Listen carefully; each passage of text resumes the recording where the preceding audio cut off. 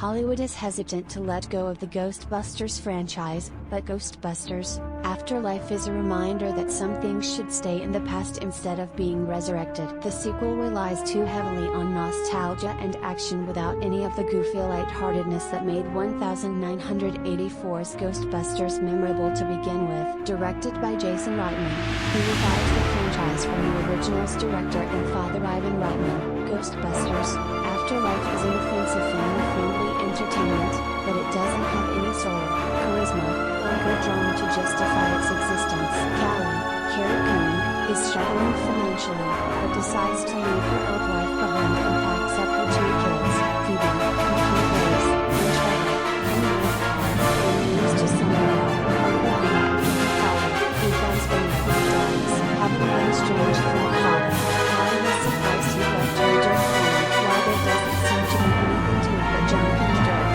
Phoebe, alongside Nathan podcast, Logan Kim, and summer school teacher Sage says just going person.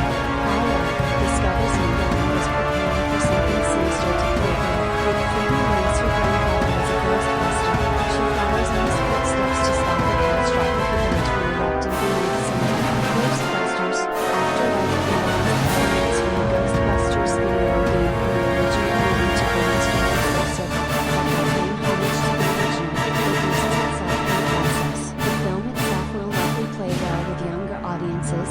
It's very family-friendly, but there is also very little heart to the proceedings because Afterlife lacks any emotional stakes. There is some tension between Phoebe and Callie, but it's lackluster at best. Phoebe's entire characterization also falls into the good at science trap that renders her knowledgeable about everything related to science, even when it doesn't make much sense for someone her age, no matter how many books she's read. It's the same thing that happens with tech-smart characters who can suddenly hack and figure their way out of every kind of computer system, satellite, etc.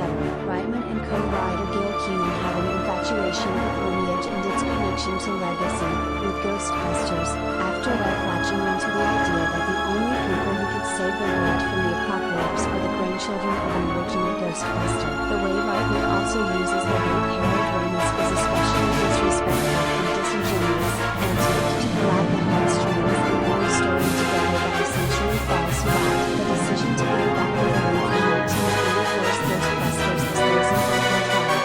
The characters could have taken on an entirely new run, but Afterlife chooses to recycle an old storyline just for the sake of nostalgia. Considering how the story will play well for younger audiences, the nostalgia factor isn't even necessary for the story to work. That's a good deal, and there is a lot of potential for feminists regurgitating what has already been done. Ghostbusters: Afterlife had the opportunity to return the traits that made the original film and its sequel memorable, but it squanders it, taking itself far too seriously and therefore sucking the joy and charisma out of the story.